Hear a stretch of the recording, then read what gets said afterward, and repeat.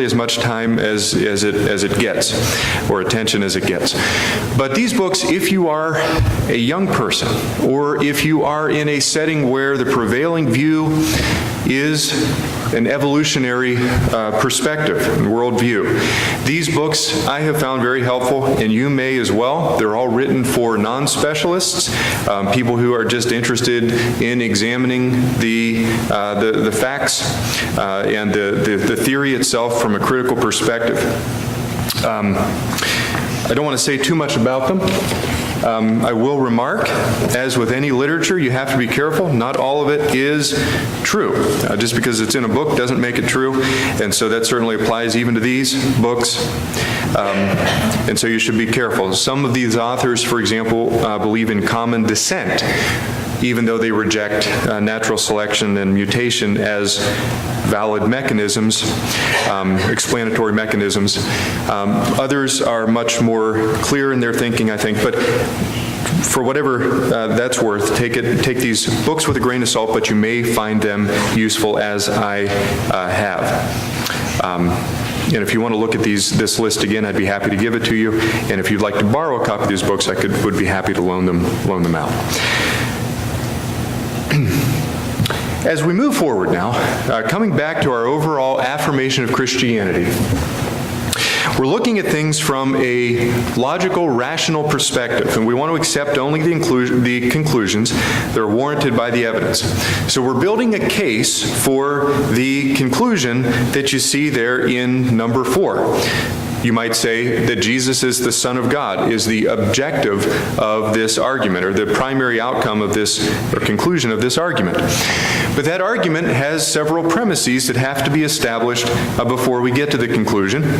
And we want to do this in a way that is rational, reasonable, evidence-based, and so forth, so that we can conclude in a rational way that Jesus is the Son of God, or that anything that the Bible teaches is a true teaching, that it is in reality correct.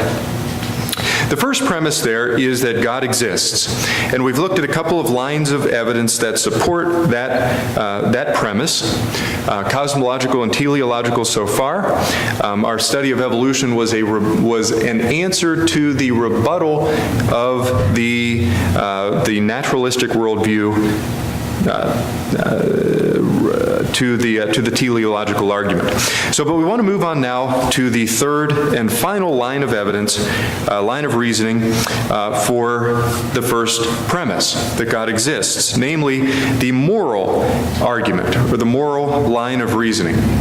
Before we get to that argument, I want to just give us some biblical perspective on the idea of morality, generally speaking. The word morality never appears in the Bible per se, which is interesting if you think about it. Now, there are words like morality that do appear. Even the word morals appears in some translations.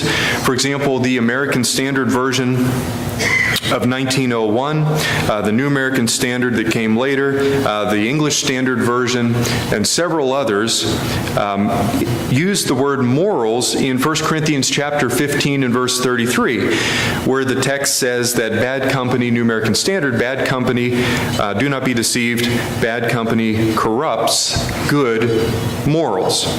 The word morals there is a translation of the word ethos from the Greek, which has to do with a pattern or habit of behavior, has to do with how you decide to behave, how you decide to conduct yourself. And so that translation then comes to us as morals. The New King James has, I believe, the word I don't remember what the New King James is. The King James is manner. Bad company corrupts good manners. And words like this that reflect the idea of a way of behaving, a way of conducting oneself. Oftentimes in the New Testament and the Old Testament, we see the word immorality, which is obviously related, the negation of morality, but immorality, but often that's in the context of sexual immorality. And so it's condemned, and the idea there is that there is a way of behaving in the sexual realm that is wrong and should be avoided, and that's what's going on there with that word. The word moral comes to us directly from the Latin. There's a Latin word moralis that was used as far back as the 1st century BC. Based on things that I've looked at, it was used maybe by Cicero for the first time. And Cicero chose, according to one source, he chose to use the word moralis, the Latin word moralis, to translate the Greek word ethos. And so Cicero took ethos and translated it to Latin as moralis. And so it seems to be a reasonable translation, at least based on that information. But moralis is a principle, or denotes a principle, with which one judges rightness and wrongness. Rightness and wrongness. What principles are involved as we make judgments between things that are good or bad, or right or wrong? And that's the idea that's in view when we think about morality. Now, in the New Testament, the principles with which we judge right and wrong are always assumed to rely on God, or to come from God directly. And I think this is reflected as well as anywhere in 1 Peter chapter 1 and verse 16. And Andy, I was imagining Andy being here today, so I could say, I'm almost maybe glad that he's not, because now I can say something positive about him without it looking like I'm trying to be too friendly. But Andy has taught in recent months some beautiful lessons, I believe, on 1 Peter chapter 1. And he's brought out very clearly this fact. In 1 Peter chapter 1 and verse 16, the instruction is to be holy, for I am holy. And that's God's instruction to his people. Be holy, for I am holy. And what a commandment that is. And again, Andy has brought that out beautifully in more than one lesson in recent times. But what does it mean for God himself to instruct his creation to be holy, and not just without basis, without underlying principle to decide what that means? To be holy as I am holy, he says. Be holy as I am holy. You know, it's not uncommon in the New Testament for the standard of our behavior to be set at the level of the standard for which that God uses. You will recall in John 13 and verse 34, Jesus instructs his disciples to love as I have loved you. A new commandment I give you, that you love one another. And that love is to be as I have loved you, Jesus says, John 13 verse 34. In Ephesians 4 and verse 32, Paul instructs us to forgive as God in Christ has forgiven you. What a bar is set there. Holiness on the level of God's holiness. Love on the level of Christ's love. Forgiveness on the level of God's forgiveness of us. And so the bar, the standard of morality is incredibly high in those contexts. Now, it's implicit in all of these passages that we've looked at, and others we could see, that God doesn't just make morals, he doesn't just pass them on to us. He is the underlying standard on which all of those morals are based. And we'll say more about that shortly. But God doesn't just tell us what to do and pass on or communicate these things to us. He himself is the inherent standard against which on which these morals are based. And that's an important thing for us to recognize. God is himself the standard of these things. Before we get to the argument, I want to make two quick points that are a little bit abstract, and then we'll move on. But two quick points about morality that I think are very important for us. First of all, the morality of an action or a behavior is not visible to the eye. It's not something that we can see by observation, that we can decide based on observation whether an action is moral or not. Now, to some extent, we can say things that are good and bad by observation. You'll know them by their works, Jesus said. And so to some extent, we can decide what actions are good and which are bad. But there's an element of morality that transcends what's visible, that is invisible, that we cannot observe directly. Turn with me, if you will, to 2 Corinthians chapter 4 and verse 16. And I want to look in particular at verse 17. But we'll back up a bit to get some context. 2 Corinthians chapter 4 and verse 16, and I'll read down through verse 18. It says, "Therefore we do not lose heart. Even though our outward man is perishing, yet the inward man is being renewed day by day." And here's verse 17. "For our light affliction, which is but for a moment, is working for us a far more exceeding and eternal weight of glory. While we do not look at the things which are seen, but at the things which are not seen.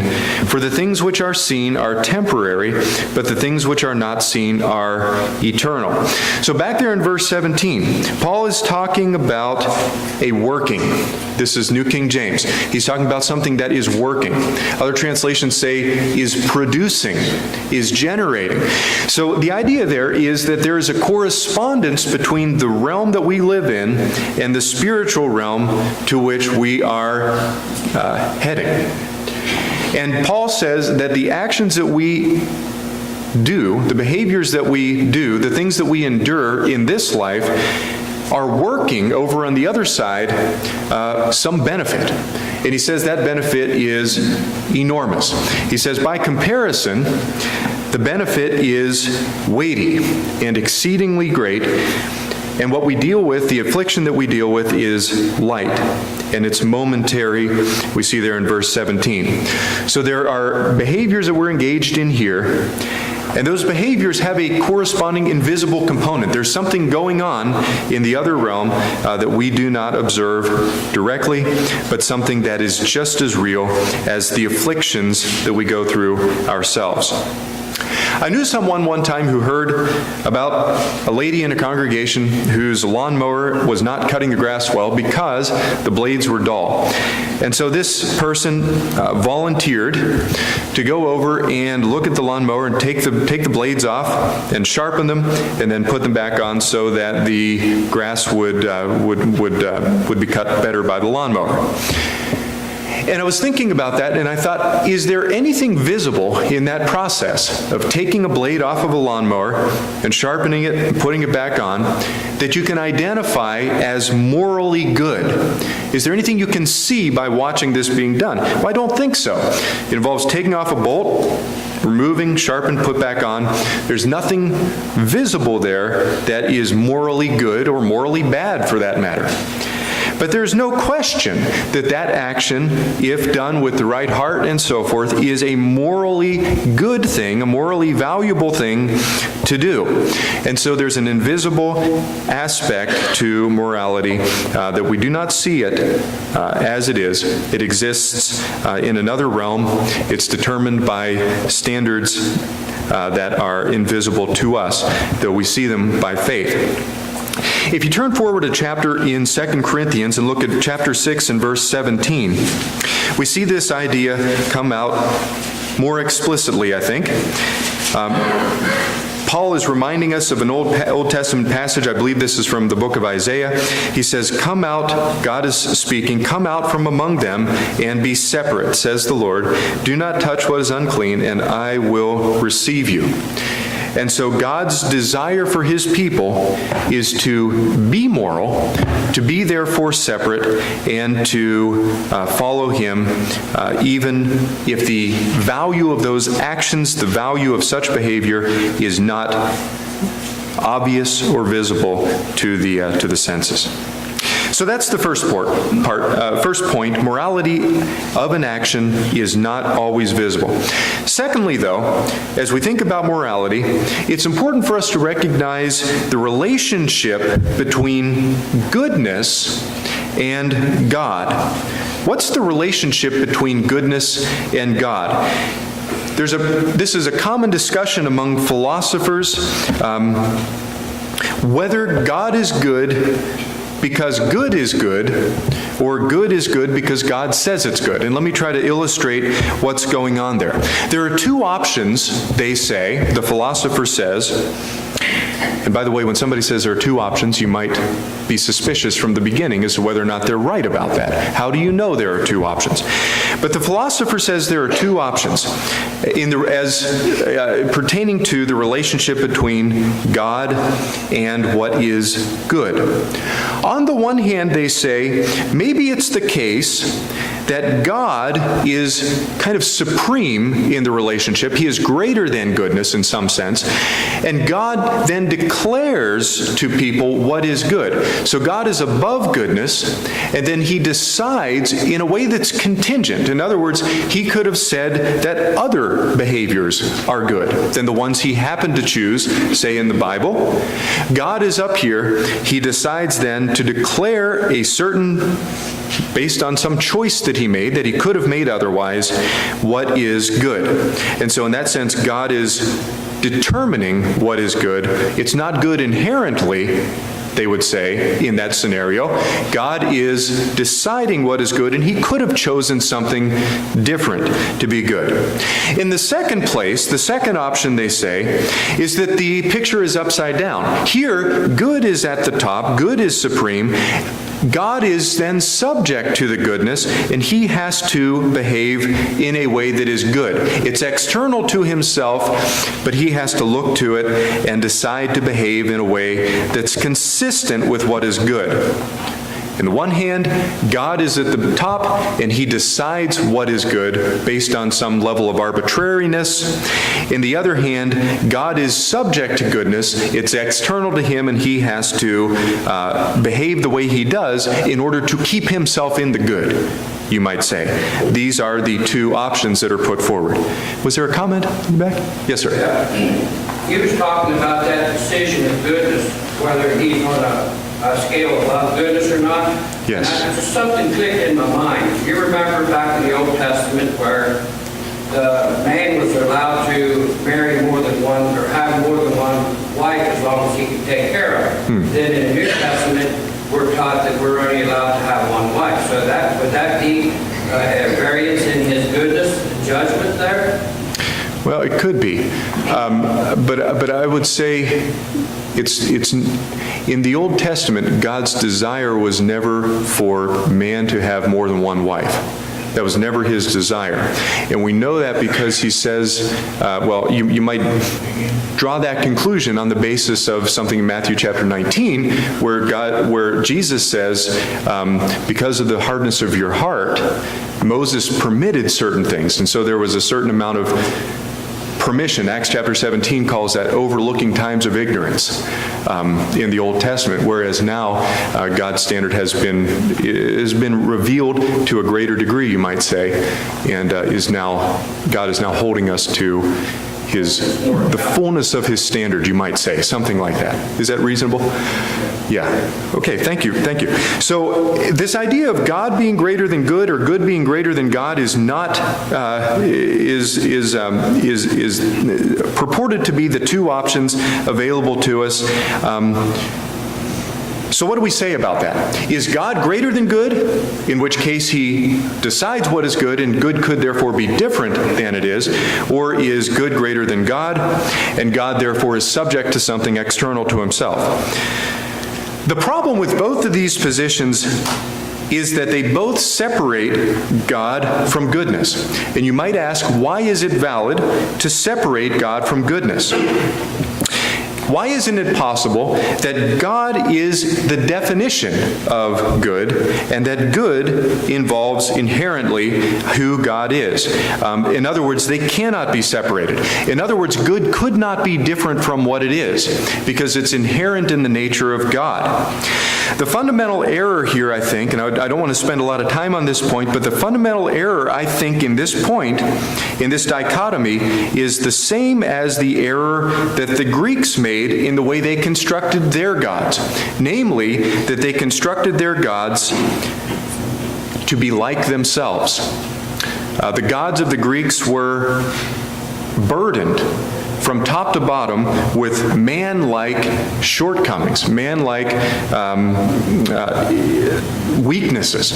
And I think the same thing is going on here when we're assuming that we understand the nature of God in a way that could make us capable of making so fine a distinction between goodness and God. We are thinking of God as limited and finite, like ourselves, and not as He is, that is perfect in all of His attributes and so forth. And so the nature of goodness and God is something that we want to keep clear. That is that God is inherently good, and that good inherently comes from God. That is, the two are bound together.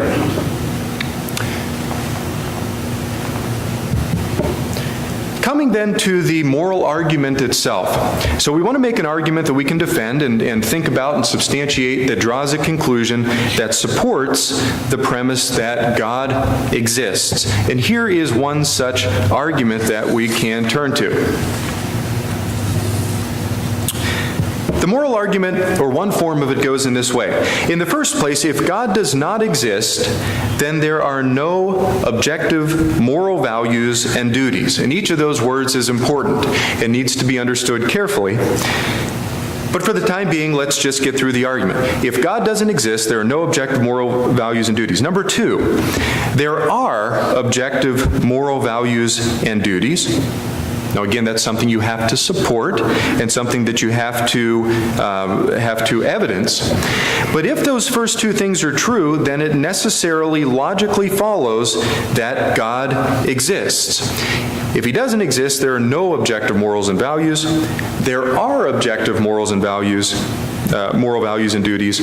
Therefore, He must exist. So that's a logically valid argument. It's logically valid. That is, if the two premises are true, the conclusion has to follow from them. Now, as we go through our thinking about these premises, during our time today, I want to point out that the first premise can be rewritten in a way that's entirely logically equivalent to the way it's written in number 1 at the top.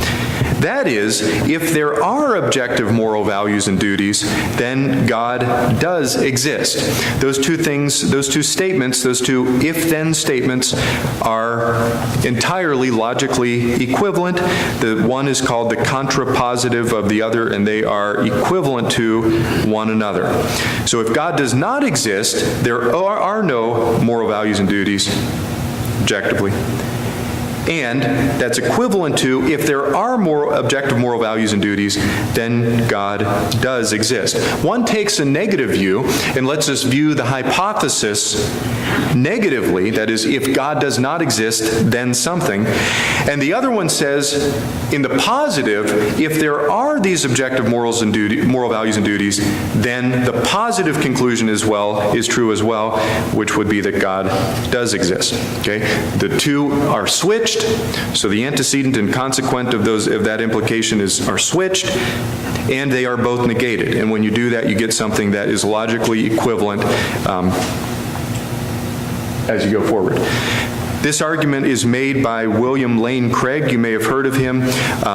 He's a philosopher, a theistic philosopher, but the argument exists in many forms and has been made for hundreds, if not thousands of years. Okay, so as we examine this argument and go through it, I want to start with the second premise that's listed. So the second premise being, in the original statement, there are objective moral values and duties. There are objective moral values and duties. And I want to start with this premise because it lets us define the terms that we're using. All the interesting terms are in this second premise. So let's start quickly with some terminology. In the first place, we need to draw a distinction between objective and subjective realities. and values. Objective versus subjective. What is the difference?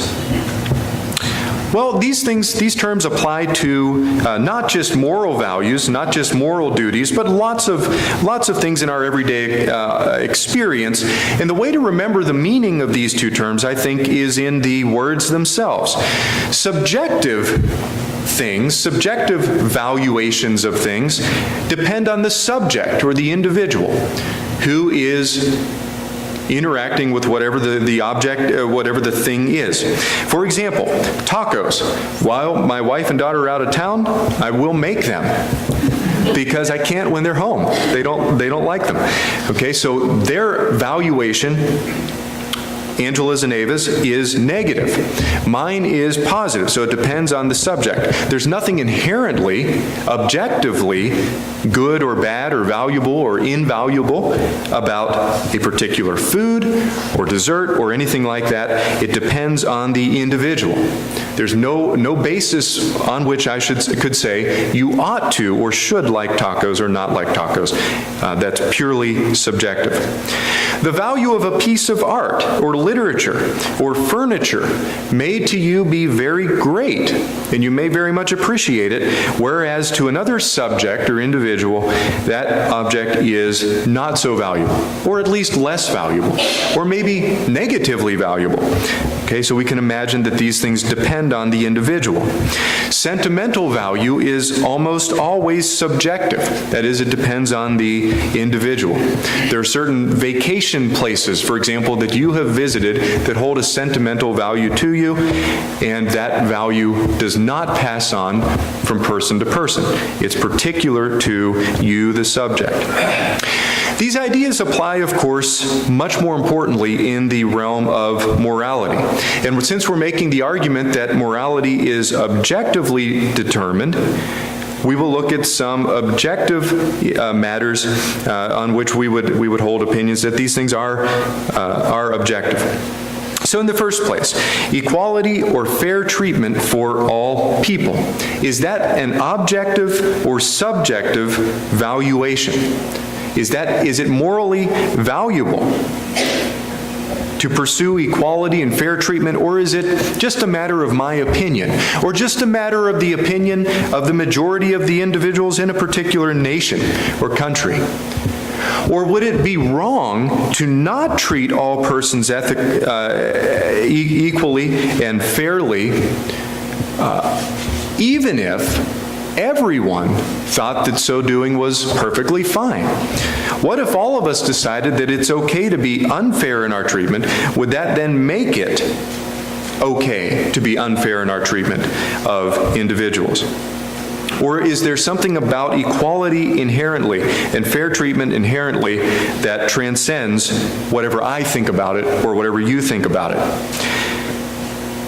What about protection of unborn children? So this is a dramatic example where we would ask the question, is it objectively wrong or only subjectively wrong to harm an unborn child? Or domestic violence. Is it objectively wrong or only subjectively wrong? So that another person could say it's okay or okay in some circumstances or something like that. What about political violence? Something like harsh treatment, violent treatment of subjects by a government. Is that wrong? Is it objectively wrong or only subjectively wrong? So these are the sorts of things we're thinking about when we study objective versus subjective realities. But let's move on to the rest of the terminology and come now to value and duty. What's the difference between value and duty? There is a difference, I'm convinced, and I'm interested to see what you think about it. So let's start with values. What are moral values? Well, the valuation of a thing is a decision as to whether it is in and of itself good or bad. Is something morally good or morally bad? Moral values cannot be measured in dollars. What's the moral value of, for example, an ounce of gold, or the moral value of the clothing that you're wearing, or the moral value of something like this? These objects have no moral value. You can't value them in dollars. But they measure the goodness or badness of an action. And again, this is where we come back to that idea of the invisibility of the morality. It's not a physical matter. There's something transcendent about it that we must answer by an appeal to a higher plane. We can't answer it based on physical considerations. So moral values are values that we placed on the goodness or badness of an action. In contrast, moral duties and obligations have to do with individuals. That is, should I, in the set of circumstances I find myself in right now, do this particular action? Ought I to do it, or ought I not to do it? Would it for me right now be right or wrong to do X? And that relates to personal, individual duty and obligation. So there's a matter of valuing things as good or bad, but then there's a separate issue of deciding for me, in my particular situation, what is my duty? Would it be right for me to do X, or wrong for me to do X? And the main distinction here, I think, is that not all morally valuable things are obligatory for a particular person. For example, it would be a morally valuable thing for me to, or you to, work hard in my job of saving the lives of people as a doctor. Okay, but I'm not a doctor, and I'm under no obligation to become a doctor and try to heal people or to work hard at a job as a physician. That's not an obligatory thing for me to do, even though it is a morally valuable thing to do. We would all agree. So there's a difference between a value and a duty. The one has to do with inherent values of actions. The other has to do with my personal responsibility or obligation. So that brings us to the second premise again. So we go back to premise 2. We have some terminology. We understand the difference between objective and subjective matters and the difference between values and duties. So the question then is, looking back at premise 2, which is here, can you evidence that there are objective moral values and duties? Are there objective moral values? First of all, do they exist? The claim that we're making in premise 2 is that there are actions or ideals or behaviors or words even that we could say which are objectively good or bad. That's the claim, that there are some. So it's a claim of existence. There are ideals and actions which are objectively good and bad. Now, for the sake of this argument, we don't have to specify which ones they are. That is, we don't have to say a particular action is morally good or bad. We're just asking the question of existence, which is, are there objectively good and objectively bad actions? Are there any at all? Are there any matters about which we can objectively say they are good or bad? The truth of this claim, I think, can perhaps be best established by looking at what it would mean for the claim to be false. That is, what would it look like if there are no actions or ideals which are objectively good or bad? What would that look like? To say there are no actions or ideals which are objectively good or bad is to say that every action or ideal cannot be called in an objective way good or bad. That is, every action you can imagine, every good or bad actions that you can imagine or that you've ever heard about or read about in the news or examined from any perspective, every single action cannot objectively be called good or bad. If there's even a single exception, we've satisfied our premise, our second premise, that there are objectively good actions and objectively bad actions. So we would have to be able to claim that there are none, and what that would look like is that every single action we encounter is not objectively good or bad. And this would range from personal matters, where we're thinking about our own well-being and ways maybe that we could be negatively affected by someone doing some harm to us, all the way up to the national level, where we would think about something like the situation in the world during World War II with the Holocaust and so forth. All of these things, if there are no objectively good and bad matters, good and bad moral values, all of these things would be morally neutral, or at least morally subjective. That is, I couldn't say, without reference to myself, that these things are good or bad. They may be good or bad to me, but I couldn't expect you to feel the same way about that. An interesting point here is that I believe, and that doesn't make it true, but I believe this argument that we're looking at right now has a lot more punch for a lot of people than the arguments we've looked at previously, the cosmological and teleological argument. There is a part of me that prefers to make the cosmological and teleological arguments when we're thinking about the existence of God.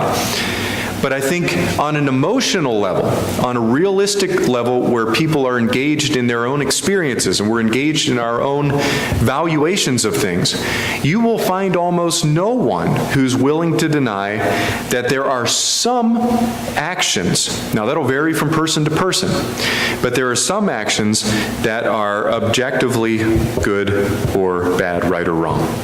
And so that's the moral value side of things. So let's move on then and apply this same thing to moral duties. What me individually? Are there things that I should be doing or should not be doing? Or is it just a matter of my own opinion? Is it subjective, depends on me? And is what you do a matter of your own opinion, so that I couldn't ever expect you to behave in any certain way or say that anything you do or have done is wrong? The claim is there are some actions and ideals that are correctly judged as right and wrong. And we're talking about at the personal level now. Some things are objectively right or wrong, and that transcends individuals. Again, think about this from the negative perspective. The negation of there are some is that there are not some. In other words, there are none. There are none. And to say that there are none of a certain category is the same as saying that every single one of them in the category, every single action or ideal, cannot be objectively judged as right or wrong. And again, this would apply, if it were true, it's a universal, every single action or ideal, it would apply from the smallest actions that I could do or not do to the greatest actions that I could do or not do. The committing of my life to some purpose or some goal or some aim, all the way down to what I do on a daily basis. If every single action cannot be objectively judged as right or wrong, then what would that look like? Is anyone willing to make that claim? Now, there are people who make that claim. There are individuals who believe that at the end, all there is blind, pitiable indifference and subjectivity, and any moral constructions that we've produced are figments of our imagination or this sort of thing. And some people hold that position. But is that a reasonable position based on our experience? Is it more reasonable to conclude that some actions are objectively right and wrong for me to perform, and some actions or ideals are objectively morally valuable versus not morally valuable? Which is more reasonable and more likely to be true? Any questions or comments before we move on? Questions, thoughts? Are you saying that every action or idea cannot be objectively judged right or wrong? There is no middle ground where